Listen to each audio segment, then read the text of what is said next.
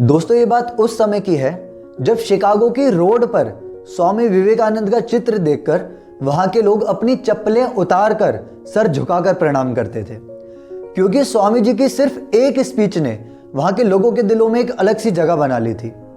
पर वहां के पादरियों को स्वामी जी की इतनी प्रसिद्धि हजम नहीं हुई, तो उन सब ने स्वामी जी की इंसल्ट करने के लिए उनको चर्च में इनवाइट किया। और जब स्वामी विवेकानंद वहां पहुंचे तो सभी पादरी उन्हें एक रूम में लेके गए, जहां पे लाइन से उन्होंने बहुत सारे ग्रंथ रखे हुए थे, पर भगवत गीता को सबसे नीचे दबा रखा था और बाइबल सबसे ऊपर रखी थी।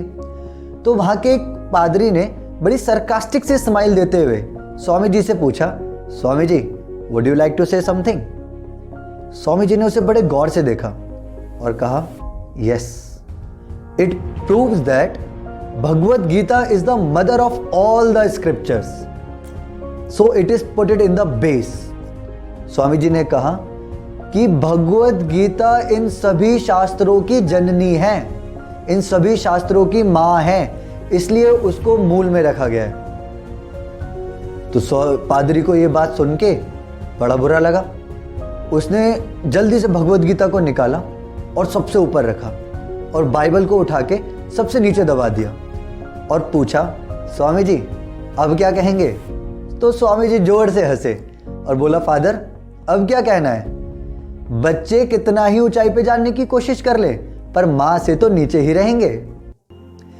दोस्तों, स्वामी विवेकानंद के जीवन की ये घटना सुनाने के पीछे मेरा मोटिव ये है कि इस बार 26 जनवरी को हम सब लोग ये रेजोल्यूशन ले कि हम अपने देश, अपने धर्म, अपनी संस्कृति की बुराई ना कभी खुद करेंगे, ना किसी को करने देंगे। दोस्तों, हो सकता है कि हमारे भारत देश में भी कुछ सुधार की आवश्यकता हो, हमारे भारतवासियों को भी कुछ चीज़ें सीखनी हो, पर याद रखें कि हम सब लोगों को ये कंट्रीब्यूट करना है कि हम इसको सुधारने में क्या कर सकते हैं। हम केवल भारत और भारतवासियों को कोसते ना रहें, हम ये देखें कि हम इसके सुधार के लिए क्या कर सकते हैं। दोस्तों याद रखिए, हम अपनी भारत माता को भी, हम अपनी जन्मभूमि को भी माँ का दर्जा देते हैं। क्या आप लोगों ने कभी सुना है अमेरिका माता, इंग्लैंड माता या स्पेन माता? पर हम लोग बोलते हैं भारत माता। तो दोस्तों, हो सकता है कि भारत में कुछ कमियां हो, पर हमारा ध्यान ये रहे कि हम इन कमियों को सुधारने में क्या कंट्रीब्यूशन कर सकते हैं। हम केवल भारत और भारतवासियों को कोसे ना, हम इसके सुधार की ओर ध्यान दें। दोस्तों याद रखिए, भारत कभी दुश्मनों से हारा ही नहीं, भारत जब भी हारा गद्दारों से हारा। हल्दी की घाटी में भी महाराणा प्रताप के भाई ने गद्दारी करी तो वो हारे। पृथ्वीराज चौहान के साथ भी किसी ने गद्दारी करी तो वो हारे।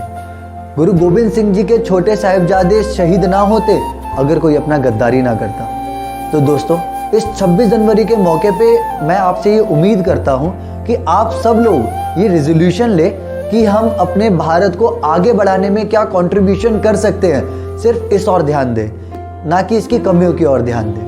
बहुत बहुत धन्यवाद। जय हिंद, जय भारत।